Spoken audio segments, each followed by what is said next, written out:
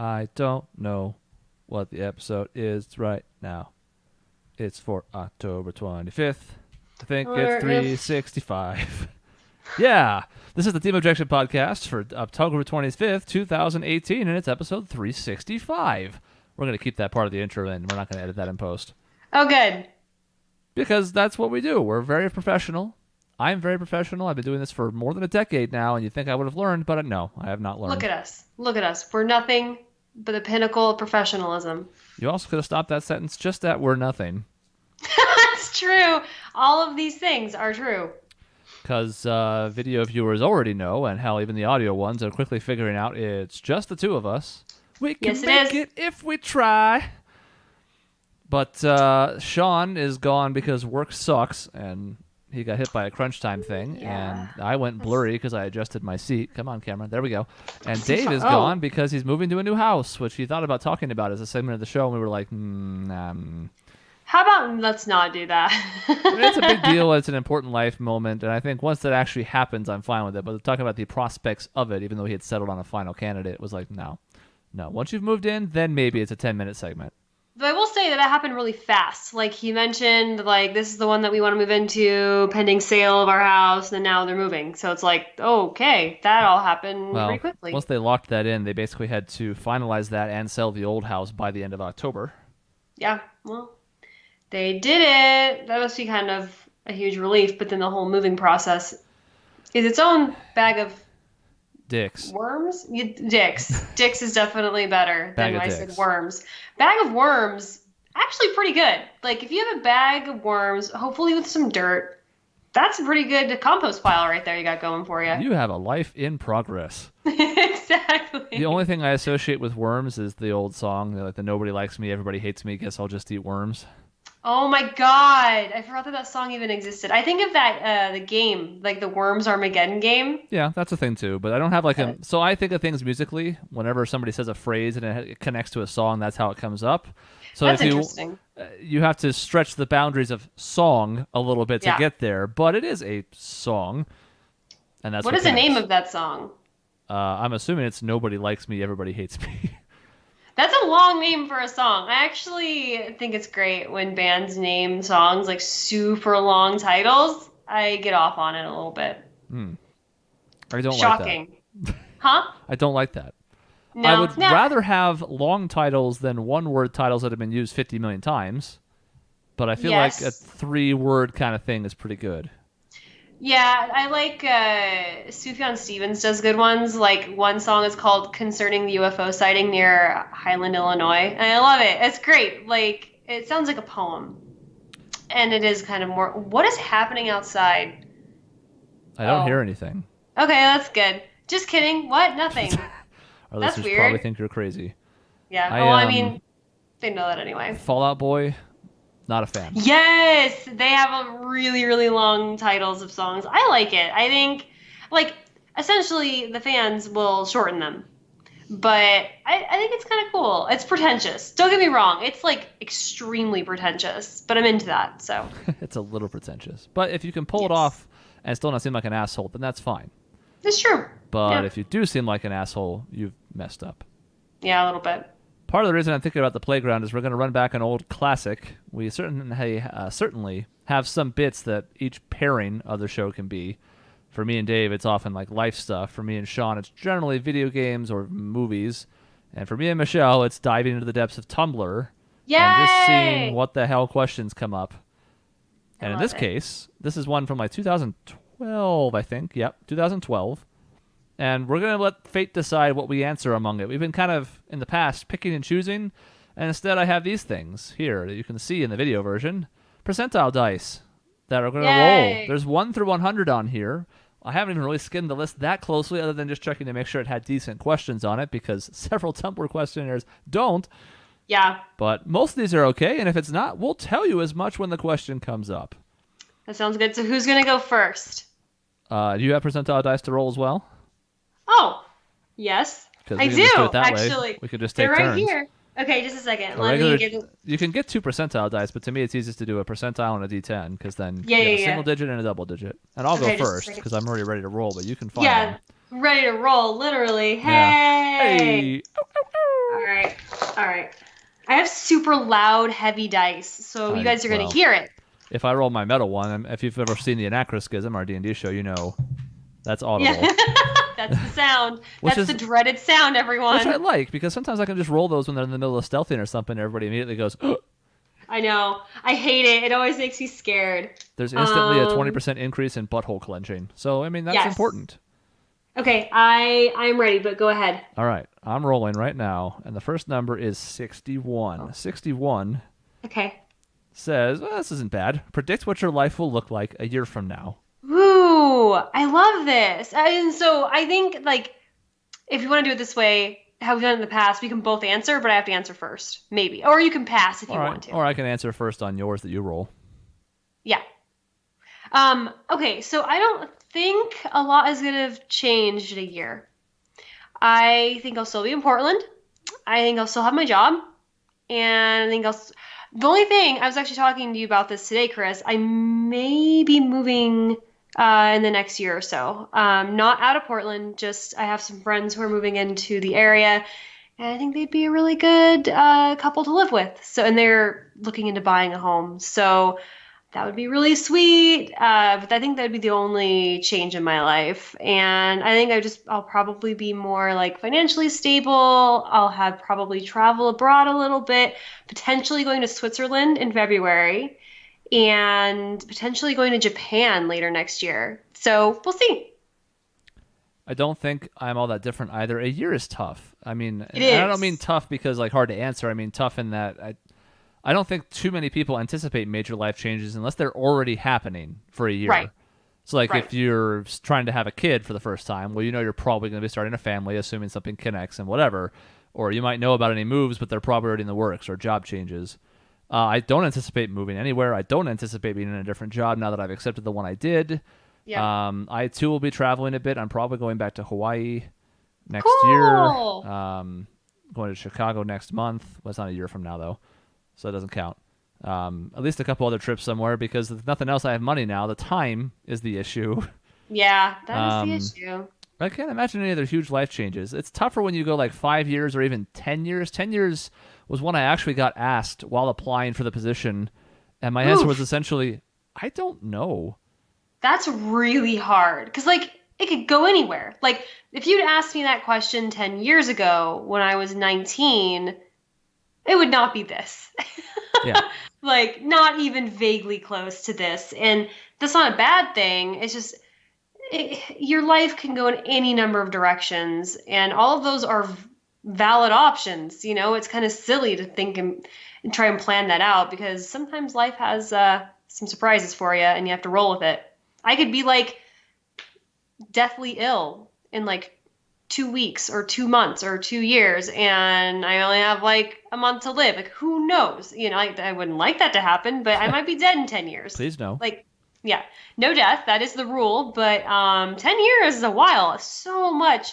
Like, everything can change. I'm not even 30, and it's like I've only had like 3 of these decades to work with, and so much has changed in them, of course. Yep. Yeah, I don't know if there's any real way to project that far out. I mean, you can have goals, you can have ambitions. I'm not saying it's a blank slate, but the idea of somebody trying to actually pin you down on an answer to me seems really stupid. Like, yeah, I agree. Oh, there is one thing that I definitely will have completed that has changed. I will hopefully finally have completed Boot a novel. Hill. No, not Boot Hill, a different novel. But I will have completed a novel by then. Because I'm actually going to finish it next month, for sure. Oh, because NaNoWriMo. Yeah. It's good incentive, and I don't have a full 50,000 words left to write. So what I'm doing is I'm just writing until I'm done.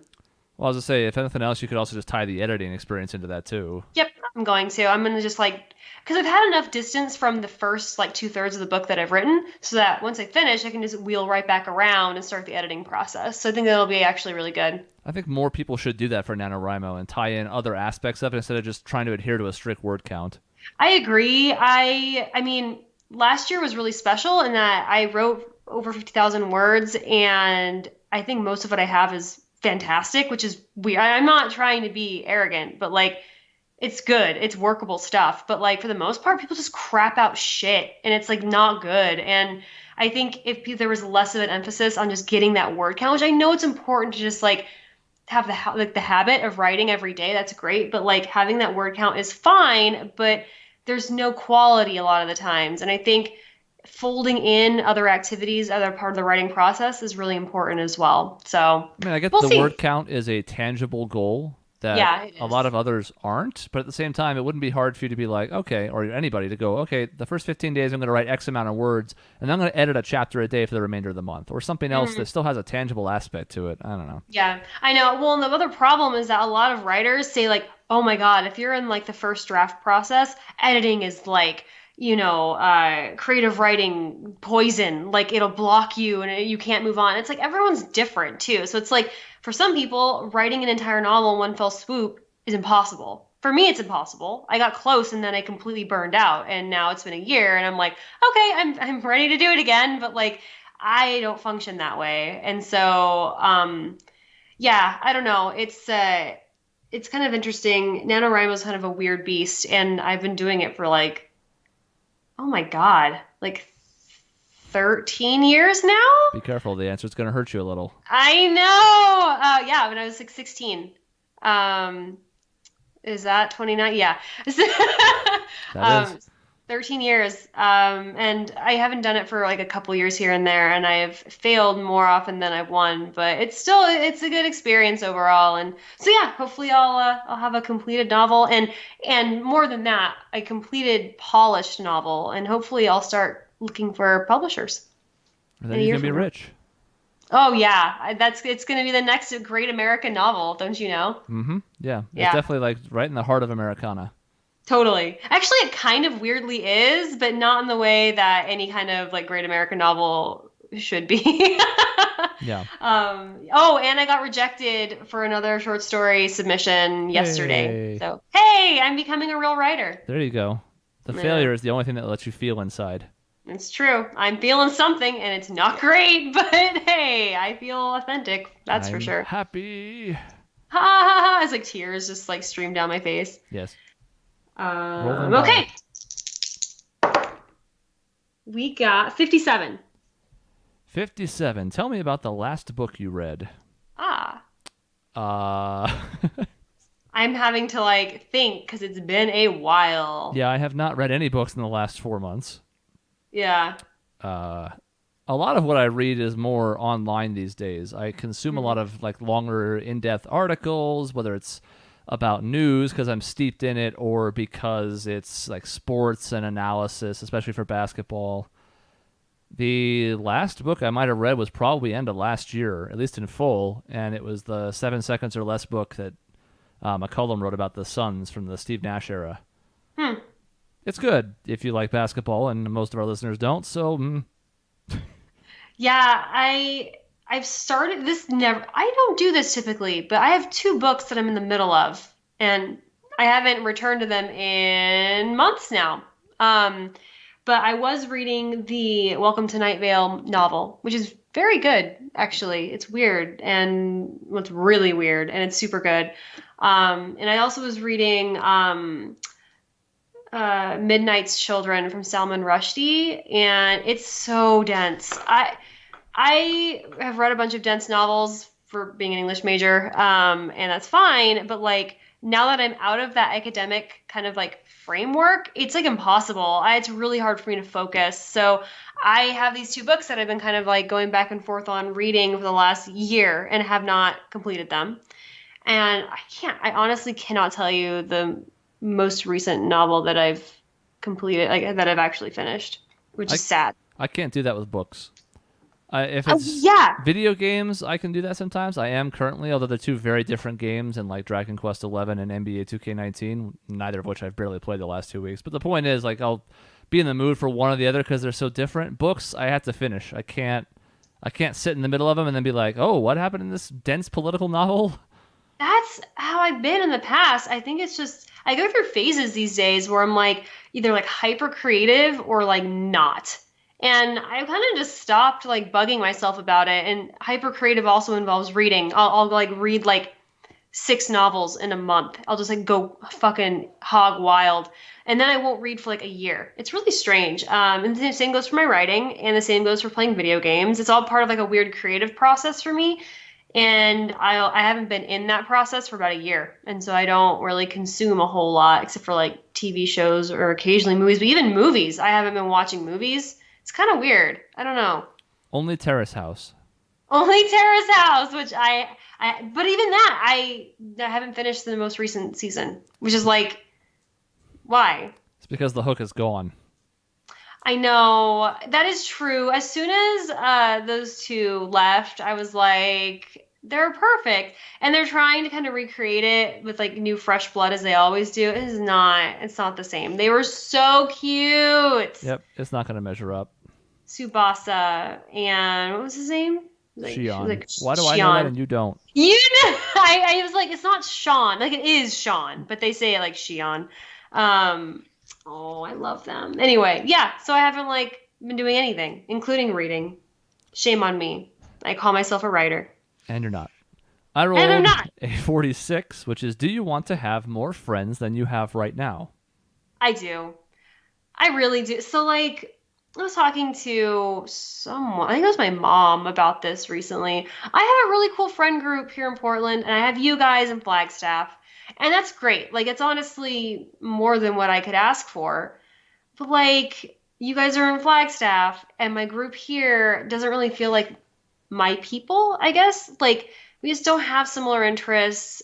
There's people I can go to and hang out with, and there's no expectation. That's really cool.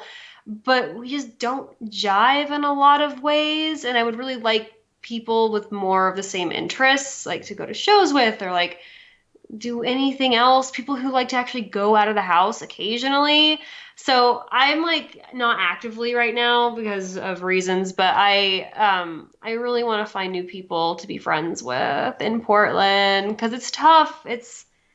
I miss that kind of like bond, I guess, that I had in college. So it makes sense. I don't know that I'm in the need for any additional ones. I mean, it wouldn't hurt to have one or two more, don't get me wrong, but at the same time, I'm like, I haven't really had a lot of quality time for the ones I currently do have. And my answer to this 10 years ago would have been more, because at the time I had more free time and was more interested in pursuing things and like honing down a friend group that had long-term ramifications. And now I'm pretty well settled. I haven't really lost any of the main friends that I have, and I still have all the other ones, most of them in Phoenix, some of them still here. But even so, I'm like, I don't have any spare time. If I wanted to juggle a more serious relationship and I'm not looking for a fleeting one, then I would want a friendship that could blossom. But to blossom requires time to water that, and there is no time. Yeah, that's a good point. Like, I already feel stretched for time as it is, and so adding more people to the mix would just be probably overwhelming, and I think it would end up with me neglecting my current group of friends, and like that's not really cool. And so as it stands, again, like I said, I feel very fortunate to have the friends that I have. I just wish I had friends here that more aligned with what I value, I guess. But alas. But alas, I no don't. No friends. Answer is yes. Your turn. Okay. I'm rolling. What is that? Oh, it's a 6. 68. Why are they all like the same? Like, that's weird. Yeah. What was the last song that was stuck in your head? God. I mean, here's the problem. I have songs stuck in my head all the goddamn time. Me too. I was like, what was I whistling today? And I know the answer, but it's about half of my waking moments, there is a song or two stuck in my head. Yep. Usually it's something I've heard recently, but it isn't always necessarily. Sometimes something random will just pop in from wherever the fuck. In the case of this question, the very last one was one that I was hearing just before we went on air, which is some of the music from Final Fantasy XIV. So I'm writing an article about it because our website desperately needs articles. So I was working on that, and I was listening to it, and it's already a song I like quite a bit. So in my head, I was kind of whistling it. I think I was even whistling it when you went to get ready for the show, and... The biggest issue I have, honestly, with this is if I listen to a song on repeat close to bedtime, then I have a hard time going to sleep because it's stuck in my head very vividly, and so I had to not do that within like a couple hours of bed. Yeah, I can do it with certain music, but for anything with lyrics, sometimes even ones without lyrics, but songs with lyrics I have a hard time listening to right before bed because it just like yeah, it just goes on repeat and I'm like in a weird state of like activity and I can't rest. But I've been listening to a lot of this band that I actually saw on Friday, and their name is Black Moth Super Rainbow, and they're really good. But one of their singles called Babies in the Void has been stuck in my head like since Friday, since before Friday, because I was listening to the music to kind of like hype up for the show, and then they played that song, and then I was listening to it afterwards because I was having post-show depression. And so I know it's that just song. been That's the one that goes, "Let the babies hit the void. Let the babies hit the void." That's it. You got it. It is a One, weird nothing name. wrong, baby. Two, nothing wrong, baby. Yeah, that's definitely how it goes. I thought so. And Yes, I it's like that song. definitely stuck in my head. Yes. Great. Now the actual song that you were referencing is stuck in my head too. So Excellent. I that's hope that's the nice. case for some of the viewers too. I hope that everybody has to take in this idea that this song is now awful and stuck in your head. God, that is really truly terrible. Thank you, Chris. You're welcome. I do it the best I can with what I can. Uh-huh. I don't even know if you can hear me rolling. I heard it. Okay, it's pretty quiet. It's also away from the mic stand. It's 90. Ooh, down 90, here. 90. Do you often skip breakfast? Never. I used to all the time, but I am a breakfast slut. So I do not skip breakfast. When I'm on the weekends, I go all out. I love brunch. I'll go out to brunch or I'll make something like with an egg, usually. But Egg. like egg. But at work, I always make sure to have some kind of fruit, banana, grapes, raspberries, whatever. Sometimes yogurt. But yeah, I don't skip breakfast. I care too much about I love food. I love it so much. So no, I don't skip any meals, and I snack constantly too. I always skip breakfast. Oh my God, how? I You don't sleep know. through it. And yeah, as I say, 11 years ago, that question would have been confounding to me because there was no way I was going to make it to noon if I was waking up at 6 in the morning Yeah, without eating. Even now, my metabolism is still way too high, and if I'm active for work or school or whatever, no way in hell. But yeah, I'm asleep till 10 most days. Yeah. And so when I get up, I'm faced with a tough choice because I start work around 2 or 3 most days, sometimes earlier now, but typically that's the way it was before. So if I eat at breakfast, I'm really not going to have time for lunch. So I'm better Yeah. off eating a lunch that's a little bit earlier and bigger because I get more out of lunch usually. And then I have like 2 meals a day because I have that lunch and I have dinner sometime in the middle of the shift.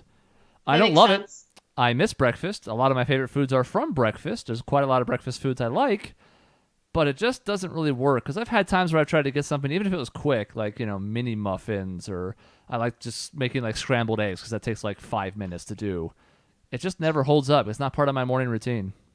Yeah, that's a shame. I mean, I was gonna say I combat that. I have breakfast for literally every meal if I can. I don't know about Like, that. I'm I not a love big it. fan of Brinner. We used to do that at home, and I don't. It What? doesn't Oh, I work for me. love, really? I love it. Like, especially if it's like breakfast burritos or something kind of hearty, but oh man, I I love can do it. them any time of day, even lunch. Not like brunch, but like specifically lunch, like late or early afternoon kind of time. I can do it. Something about it just doesn't jive with me for dinner. Like pancakes at 6:30 p.m. is not happening. Oh, I love it. I love it so much. Whenever I go to a diner that had like serves breakfast all day, I don't even look at the dinner and lunch menu. It doesn't stand a chance. I'm getting French toast, and that's the end of it. I mean, I love French toast. As I think I've mentioned on the show once, twice before, I'm something of a French toast connoisseur, but Ooh. not for dinner. It's not Oh my dinner. God. It's so dinner. It feels like the cop out of cop outs. I don't care. It's so good. And the other thing is that I'm a dessert fiend, and so anything that's like sweet that I can like pretend is an actual meal, I'll go for it. And I'm not, but just may explain the difference. Yeah, yeah, yeah. I don't want syrup as part of my dinner. Oh God. That would be like the ideal to have syrup with everything. Just poured on things. Pour it Yep. on Feely next time she walks by. Yeah, it's true. It's kind of weird. Like, I don't know if this has been your experience, but like when I was growing up, I never had maple syrup like real maple syrup like ever. It was just like that shitty like cane sugar. I don't even know what it whatever. And it's so gross. And I mean, it's great. To be clear, I love that gross stuff, but it's not maple syrup. And recently, as an adult, I'm like, you know what? I'm gonna have maple syrup, and so I've been buying it, and it's expensive. And now I know why my mom didn't buy us maple syrup, because there were two children who would have just poured it generously over everything, Slash and into like, their mouth. yeah. So like $18 later, it was one use and it's gone. So I get it. I know why, but like also maple syrup is far superior to fake syrup. We never had it. I would have loved it as a kid. Now that I'm a grown-ass man and my sweet tooth has diminished considerably, I don't really like it. Oh I mean, man. it's fine. It's not bad. I won't not eat it, but I would almost take an Aunt Jemima over maple syrup just because it's less sugary to me, and it makes me feel like my pupils aren't going to dilate 3 times their size. I've been like eating so much candy corn this past week. No. I know. I actually am not a candy corn hater. I know there's a lot of people out there who are. I think it's everyone hates candy corn. I think it's fine this 1 month of the year. I'm not interested in any other time. Kind of like with Peeps. I don't really care about Peeps outside of Easter time. They have some for Halloween now, and I'm like, no. No, that's not a thing. It's true. I've never gone out of my way to even like look for candy corn outside of Halloween time, but when it's Halloween time, I'm in the candy corn spirit. What's better than candy corn are the little candy pumpkins. Oh my God, I love those. Even though they don't really taste that different, I think they're a little bit bigger. The proportions are better. Their shape's nice. Yeah. Agreed. 100% agreed. Yep. We had candy corn flavored cupcakes that somebody brought to the potluck we did for a leaving employee last week. Not sure if good. Synthetic candy corn flavor, even worse than regular candy corn flavor. Yeah, I was gonna say, I don't think I want that. Like, just give me the candy corn. Like, I realize what I'm eating and it's garbage, but at least it's in like a form that I understand. Like, no. No thanks. No. I'll have like 20 candy corn a year, and that's my limit. Yeah, I've had about 200, but it's not really because of the taste. It's just sugar in general. There's very few things I still eat that are sugary that I can eat in large quantities. It's hyper sugary. Yeah. Like, I actually see why people hate it, but also like, fuck off. I love my candy corn. Let people like what they like. Like, exactly. Yes. And you know what? That hate is becoming almost as widespread as pumpkin spice. And like, I don't give a fuck about pumpkin spice, and I think it's overblown. It. Yeah. But if people like pumpkin spice, who cares? I know. Is it hurting you any?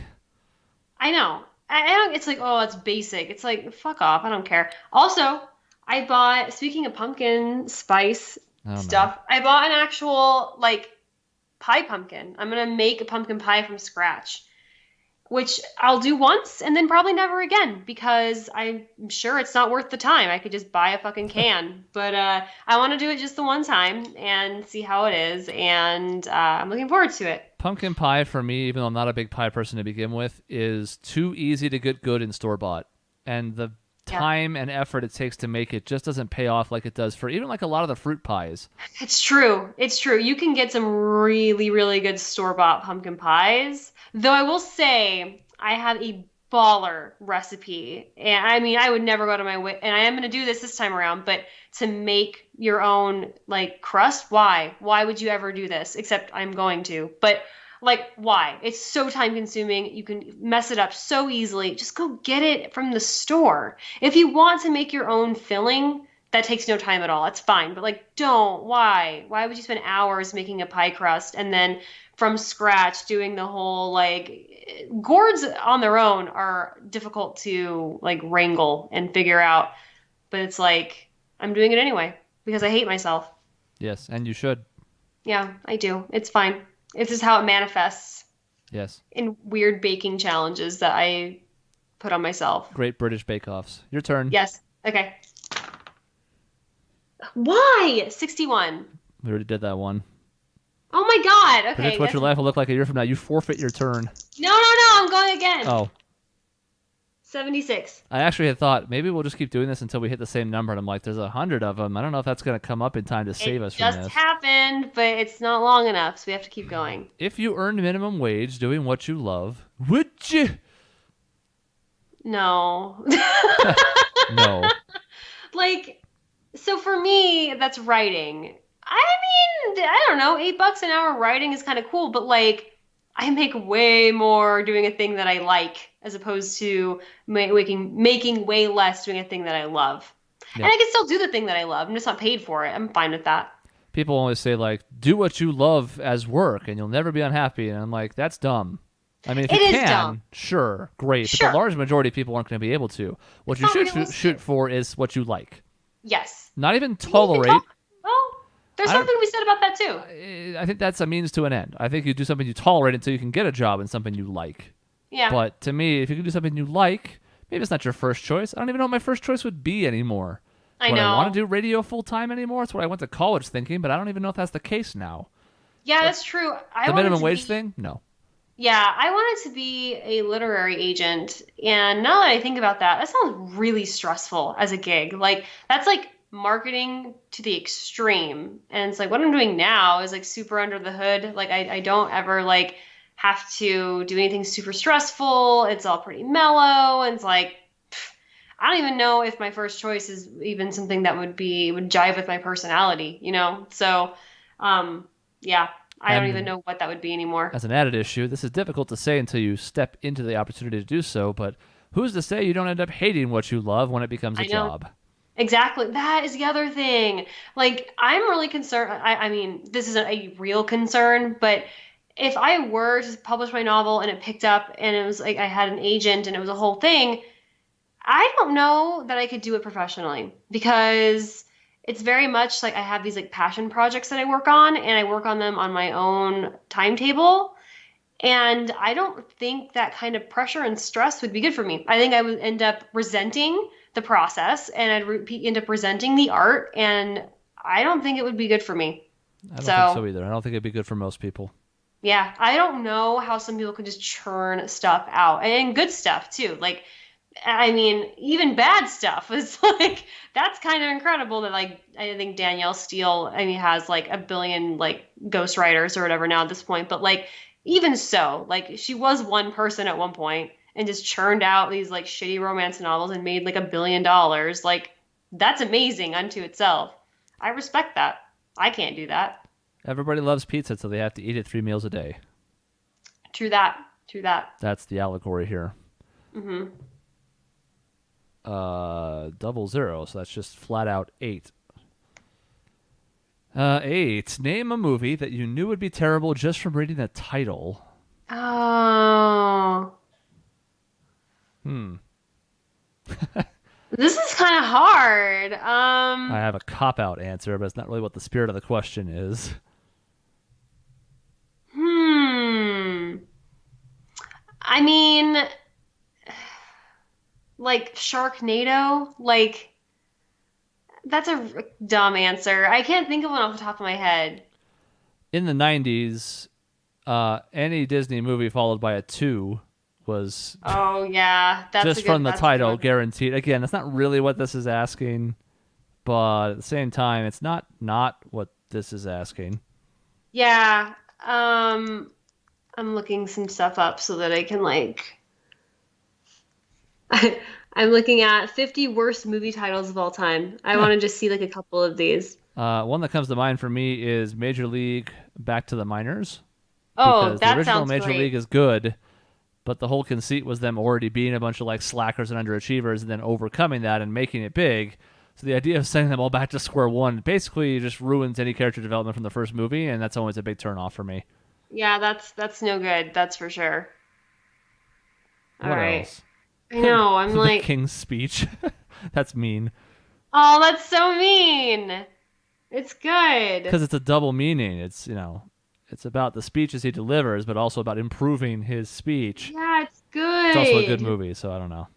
Okay, also somebody's put on here, Dude, Where's My Car? I like that movie. Well, okay. This might be a good example because it pretty much delivers exactly what you think it's going to be with the title, and it's not good.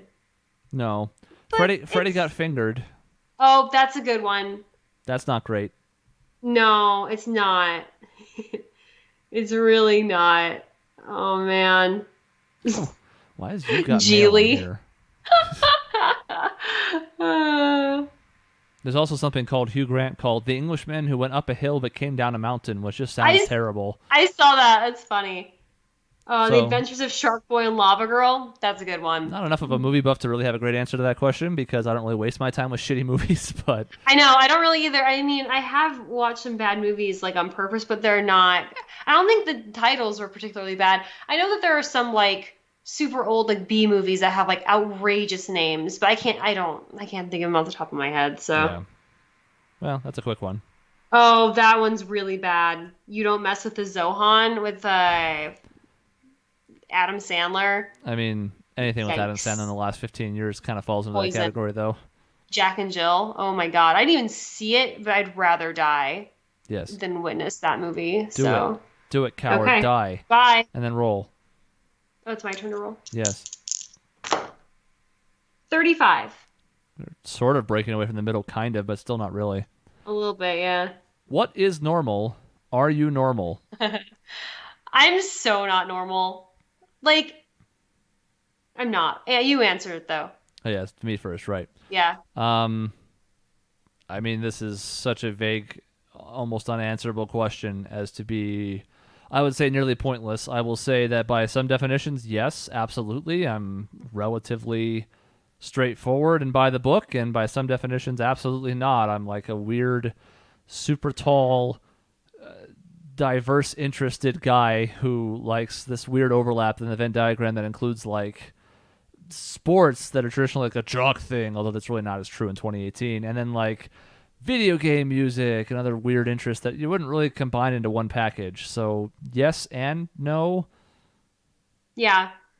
Um, I feel like I look normal, and then you get to know me, and you're like, that person's weird. Like, I don't really think I'm normal at all. I kind of like eschew the whole like masculine, feminine roles. But I look feminine, but I don't feel like I actually like adhere to those things very well.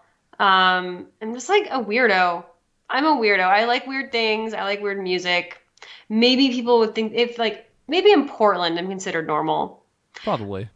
but I don't really think I am. Because to me, it's like, what's normal? Well, what's the opposite? Abnormal. Am I abnormal? No. Am I normal, though? I don't know. I guess.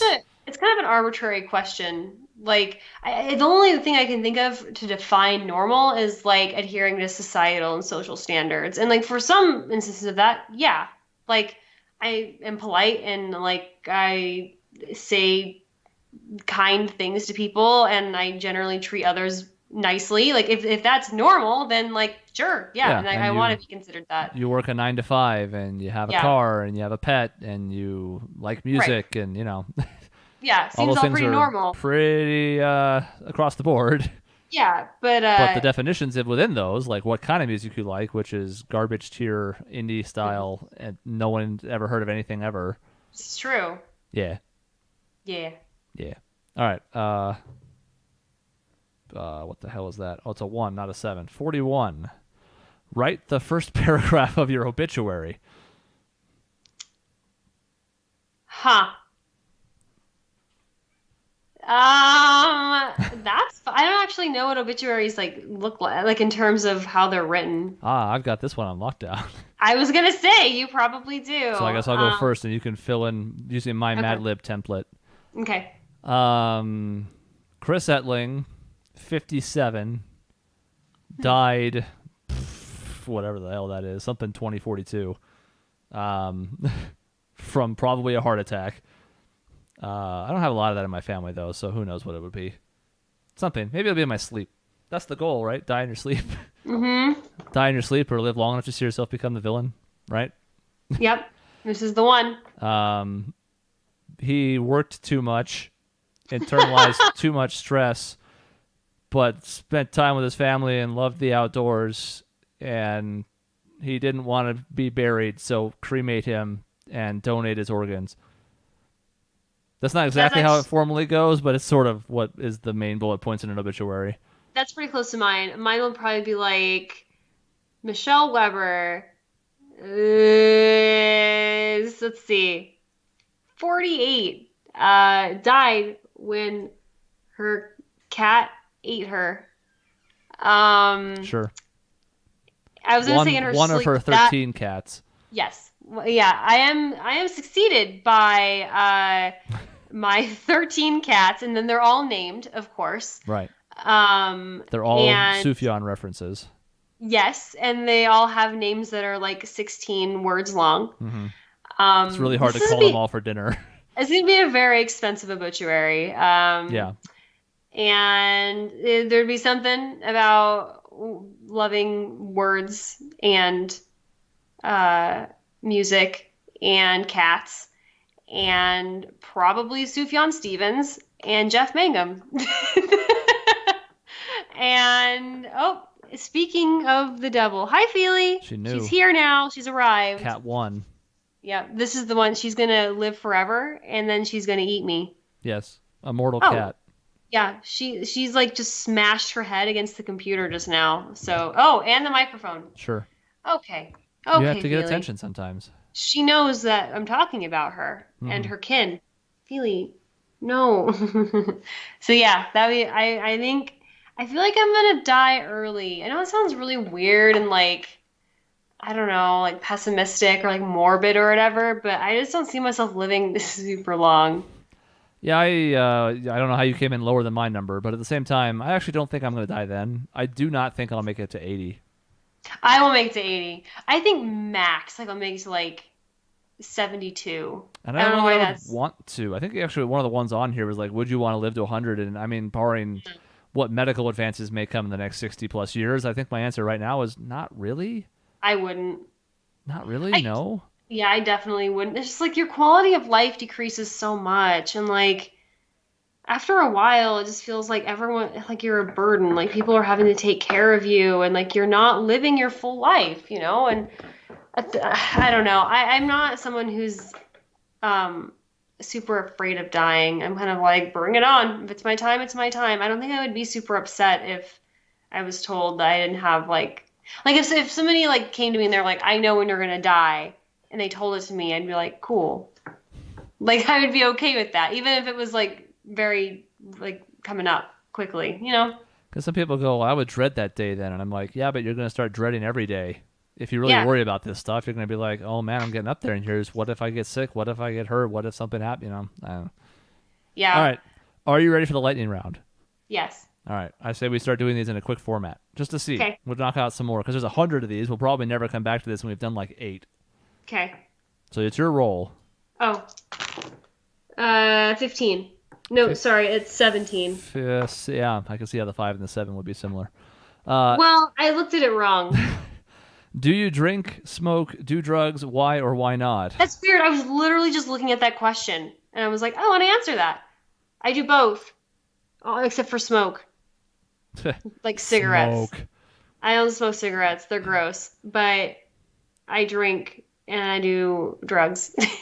I mean, my answer is no, no, and no. I do drink on occasion. I just did 2 shots for the bachelor party, but like it's rare. I've never been drunk. I have no interest in being drunk. I have no interest in relieving my own suffering or pain through other substances, and I have no interest in losing control. So I no. I like drinking to an extent. I like being tipsy because it feels very airy and light, and I just feel very lighthearted, and that's really fun. I don't like being drunk. I hate being drunk.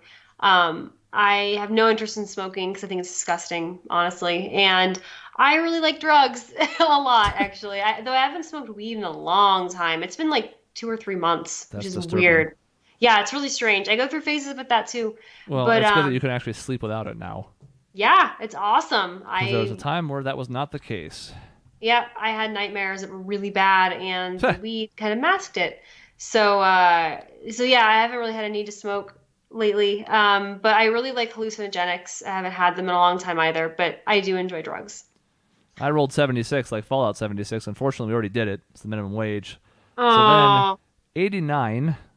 Would you prefer? Or sorry, I thought it said, would you prefer to live? Oh, it does. It does. It does say that. Okay, so that's not me tripping. That's what the question says. Would you prefer to live? Yes. Where would you prefer to live is the intended question here. A city, the suburbs, the countryside, the mountains. This depends on time in my life. So right now, city, obviously, no questions. It's where I live. It's where I want to be. It's great. You can find everything where you need to be. It's awesome. When I'm older, I want to live in the mountains. To me, I kind of want everything in one package. Flagstaff checks some of those boxes, but not enough. Denver has always been the ideal for me because it is sort of in the mountains. You can obviously live in very different parts of Denver. Some of them are very much in the mountains. Has a major airport. Isn't too huge of a city, but is kind of big. I think we may have even talked about this recently. I don't know if it was on air or off because Lord knows it all blurs together. But I really like visiting remote places. I would not want to live there. Yeah, I would when I'm older, but now, no. I do like having everything in one package. Portland checks every box for me, and I can go an hour in any direction. I'm in a mountain range. I can go 2 hours to the west, and I'm on a beach. It's awesome. I'm pretty confident I wouldn't want to live on the East Coast in a city like a New York or something. I've never been, so I really can't say that for sure, but it just doesn't really jive with my impressions of what I want for my daily life. Yeah, me either. Though I've been told that there are areas in the East Coast they have a slower pace, that they're really beautiful, but I know like the winters can be really intense there, and I'm not really super into that. And yeah, there's a kind of person on the East Coast that I know a few who are like that, who are from the East Coast, and I'm like, that's not me. That's not for me. Nah. I don't think I could ever live anywhere like east of like where I currently am. Like I don't know, Arizona. Yeah, So. I was say maybe east of like Kansas for me. Couldn't live anywhere there. Yeah. Your turn. 44. I heard no rolling that time. That was weird. I muted it. When you're alone in your own home, do you walk around naked? No. No. I think we all know why I don't. Well, I mean, there is the roommate situation, but even if I was by myself, the answer is pretty much no. If I was by myself, I would. I think. I will have minimal on, and did even at times when I was living with other people, especially more like in college, so like, boxer briefs or something, but nothing just feels weird to me. I like nothing, but it's like I don't really want to do that by myself. It's kind of weird, but like if my partner was walking around naked, I would be cool with that. But I would also want to. Like Yeah, I think I it'd be mean, kind of if it was my own place and that was the situation, like living with someone else and she wanted to, I'd be like, yeah, fine. yeah. But just on the surface, or just by myself, like just Yeah. 100% by myself, no. Okay, this is like a side question, but part of it. Do you like to sleep naked? No. Okay. It depends for me. Sometimes, like in the summer, love it. In the winter, I'd rather die than do something like that. And I like to wear socks to bed, which apparently is a weird thing, but like I get cold feet. I've done it at times when I've had a bad setup or like not the right blankets on a bed and I get super cold because my feet are the only things that really get cold. I don't think it's that weird. I mean, it's not the like norm, but I don't think it's so like off-putting that someone should call you out for it. Okay, that's good because No, like I mean, I've slept naked. Wasn't a fan most of the time it's happened. really, Yeah, I again, I like sleep minimal. I sleep in boxers, so it's not like I Yeah. sleep at a ton, but something about being dangly does not work for me. That makes sense. As a guy, that makes a lot of sense actually. There is a difference there too. Yeah. It's my turn, I think. Yeah, and 10. Yeah. How's the relationship between you and your parents? Good now. Yeah, it's Weirdly interesting. good now. When you cross-section this, so it could be very different for both of us. Yeah. Things are weird with my family, like in a good way. We're like super tight now. It's like I was just telling you, I came out to my mom and dad as bi over like last week, and a year ago I was like petrified of the very idea. And then on National Coming Out Day, I was just like, yeah, why not? Like I have no reason not to, and I feel confident in this, and I did it, and I knew that there could have been some backlash, but for some reason I knew there wouldn't be. Like I figured my mom might be weird, but fine, and she was. Like ultimately she was just fine about it. So yeah, like I feel like my parents respect me more as a person and actually value my opinions and like who I am as an adult, as a person, as opposed to just being like their daughter, you know? That happens a lot once you leave the nest. Mm, You're forced to sort of prove that you can do it on your own, and you get away from some of the day-to-day things that would make you annoyed about your parents. right. So when you see them in spurts, it's a lot easier. So that I've been close with my mom for like a decade plus now, and that hasn't really changed. It's about the same. It may be better than ever, but it's even keel. I've never been as close with my dad as I would like. It's probably better now than it was when I was a kid, or even when I was a teenager. I think he's never really going to have the full capability for that. Etlings in general kind of struggle with that. But it's fine. I mean, it's good. It's just maybe not what I would want. I don't know what I would want. At this point, it's 33 years of something else, so... Right. Yeah, that's what is hard. what I want? And really, it's like it involves two people involved in a relationship, and so it's like you're reaching your hand out, but if they're not going to reach back, then there's only so much you can do. Yep. Your turn. I did that one. That's my fault. 31. 31. Have you ever bought a product from an infomercial? Yes, but not I didn't like call and like buy it. It was one of those slap chops. And it worked. It worked pretty well, actually. We used to call those hooker chops on the very, very old version of this radio show. I also heard ShamWows are actually pretty cool. Why do we use... I'm pretty sure it's because the founder of Slap Chop was caught, like, hitting a woman, a prostitute. I think that's correct. Because it's the same guy. Yeah, it's the same guy as the ShamWow guy. Yeah. And that's the one where he bit off, or she bit off his tongue, or he bit off her tongue. I don't remember which it was, but somebody bit off somebody's tongue and bled everywhere. And the joke at the time, because this was, like prime mid-2000s, was, hey, at least you can clean it up with a ShamWow. But yeah, Slap Chop became the hooker chop. That's funny. Not appropriate, and yet not wrong. Yeah, not wrong. No, I've never bought anything off an infomercial. They're all vapid wastes of time. For the most part, yeah, totally. Like sometimes I see the MyPillow commercials now because that's like the most recent on ubiquitously thing. It's just I've tried them. They're fine. They're pillows, I guess. And now they have like a mattress topper, and it's basically just like every other foam mattress topper. But some people just want to pay for brand. I keep rolling the zeros. It's true. 20. Have you ever spent a night in the hospital? Nope. No, I haven't. I've only ever been in the hospital once. And well, I guess I was never admitted. It was the ER. I've never been in the hospital. I don't really think. I mean, when I was born, obviously, Sure. But that's it. I don't think I've ever been admitted to the hospital either. My brother's been admitted enough for the both of us, so I think we've got that covered. But yeah, I haven't. I don't plan on changing that anytime soon. Easiest question of my life. Your turn. There's the sound. 92. 92. There, you finally broke free. I know. Well, we already answered this. Would you want to know the exact date and time you were going to die?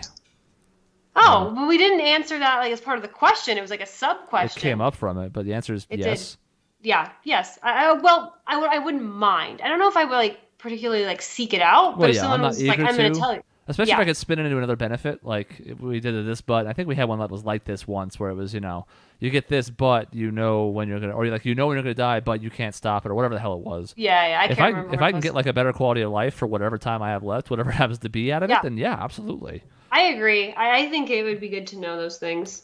A 1 and a 00, which means number 1. Are you young at heart or an old soul? I'm an old soul. Very much an old soul. For the longest time, I thought I was an old soul, but I actually think I'm young at heart. I think you're probably more young at heart than an old soul. There are aspects of you that are old soul, but not as a whole. Yeah, I agree with that. I think I thought I was for the longest time, but I think I have a more childlike kind of perspective on the world than I do like anything else. So yeah, and I have little pieces of me that are young at heart and more playful and exuberant, but for the majority of it, I'm an old soul. I'm a 45-year-old in a 33-year-old body. Yeah, and I'm like a 15-year-old. Maybe I'm like 12. Feely, what are you doing? She's so cute. She just like touched me with her paw. Okay, next one. 8. 8. Name a movie that you knew would be terrible just from reading the title. God, why? How is the thing one. that we're doing? 47. I'm pretty sure we've done that one too. Nope. What part of the past year sticks out in your mind? So we went year ahead, sort of, where we would be. Now it's looking back. This could be a good last one. All right. To kind of like bookend it. I'll roll one more after this, and we'll see what it is. And if it sucks, we'll just ignore it.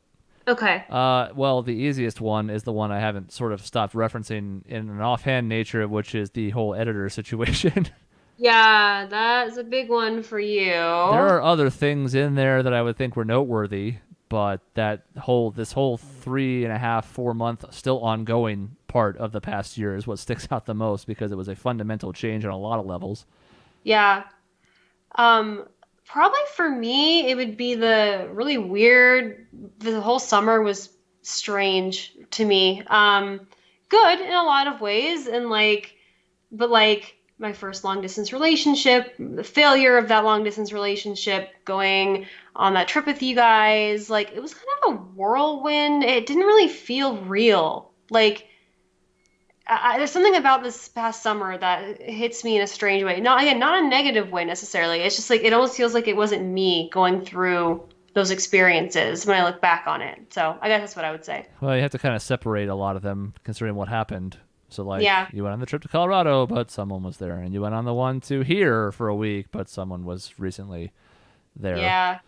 Yeah, that's probably what, but it's strange because like looking back now, it doesn't feel like a bad experience. And like it wasn't. Like Denver was awesome, and actually the for the most part, like visiting family and you guys, and I went back to Flagstaff was pretty cool, and I got to see my dad and all that stuff, which was great. It just like doesn't feel like real for some reason, so it sticks out to me in like a really subtle way, if that makes Ethereal. sense. Yeah, kind of. I kind of just feel like I kind of like floated through it. Well, that is definitely a good place to cut off because I just rolled 49, which is could you be in a long distance relationship? And if you're in one, what makes yours work? I think we've already adequately answered that to some extent. So thank you very much for playing dice. You can go back in the back now. That was cruel, Dice. Yeah, that was the reminder of like you shouldn't have done the last question. You were already done. You could have wrapped it up. But I tried, and look what happened. That's funny. Anything else that needs to get out there? Ranting about anything in general, not like Tumble related, but whatever. Before we end this episode. I don't think so. I think I got some stuff in there of my current life and past life and future life. I think we got it all set. I'm gonna put you on blast. Okay. Because just like real quick, just at the end of it, because I'm pretty confident that now that we are 8 days, and by the time this airs, 6 days away from Halloween, Emma Sky is not happening. I know. I'm sad, but okay, Chris, you have to understand, not a single person would know who I was. What I think is a better idea, and I want to do it, is do it for Emerald City Comic Con in When's March. that? March? Were you going to keep Yes. your hair till then, though? Yep. I mean, I'm it'll be gonna grow it longer, out. which is even better. Yeah. You'll have to straighten all of it, so that's going to suck. Yeah, I mean, I'm gonna keep getting it like cut and layered and stuff, so it's not gonna get like super long. But I think that it would be a better use of like my time and energy and money. Would be to actually wear it to the Comic-Con. I think people would recognize me better. Probably. And it's also not that elaborate of a costume, but it will still be a bit of a time and money sink. It will be, but also her outfit is super cute, and I would probably wear anything that I bought just normally anyway, except the lab coat. Except I wouldn't wear the coat, lab yeah. coat. It's hard for the lab coat. That's a cool thing to own too, though, because like that can be pretty easily transitioned to other costumes and stuff as well. So, Like Okabe. but yes, I know. Or It's true. Kurisu, Yeah, if you want the female approach. that's true. So yeah, I was actually thinking about it. I don't have a Halloween costume planned. I'm kind of sad. Like my cactus last year was like a hit. And I don't know, I can't follow it up with anything. I don't know what to do. And now it's kind of too late. Cactus 2 Electric Boogaloo. I know. I know. More I was prickly like, this time. I could just do that again. That's kind of boring, but No, you can't go back to back. You have to at least wait another year. yeah, you're right. I have a couple costumes. Like I could do Marceline again. Because like, the show ended. It might be kind of like a good Relatively thing. timely. Yeah, relatively, but I don't know. Like, I don't know what to do for it. And I'm not feeling super jazzed about Halloween this year, and I'm kind of sad about that. And you can't go back to Daria again yet either. It's too soon. Too soon, though that was a very good look. I liked it. Those glasses are weird in the real world. They are. Big ass hate them. round glasses are just like, I still have them too, but yeah, it's I can't do that. I had some really good costume ideas in the last couple years, and I just don't know what to do anymore. I'm all out of ideas. That was it. So I'm gonna have to think about it, and it's gonna have to be something I could do relatively easily because it's like a week away. Mm-hmm.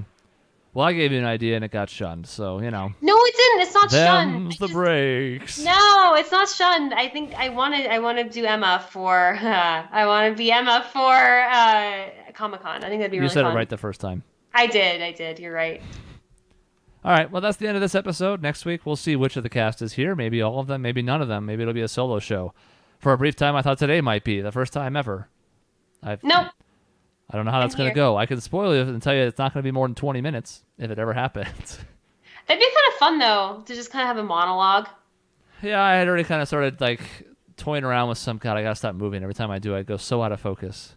Camera, come back to me. Camera, I'm here. It's me, your friend. I could monologue for 15, 20 minutes, but not having a give and take would mean my voice would get tired, and I would also feel like I was tired of my own voice. Yeah, I would like it. I think it'd be fun, but I would not, but I'll do it when I have to because we're not going to miss a week. yeah. Well, I'm here. You're here. We did it. Yeah, I don't feel like death like I did earlier, so that's good. We tumbled into the Tumblr. I also felt sick briefly earlier this afternoon. We're both pregnant. Yes, pregnante. Pregante. Anyways, end of the episode. We'll see you next week. In between shows, you can find us at our website, objectionnetwork.com. You can find us at youtube.com/objectionnetwork, where we have 5-day-a-week Let's Plays and 2-day-a-week D&D campaign. It's back and it's really good. You should check it out. We're on social media at Team Objection. We hardly ever check it, and it's objectionnetwork@gmail.com for the email address that no one ever uses. See you next time. Bye.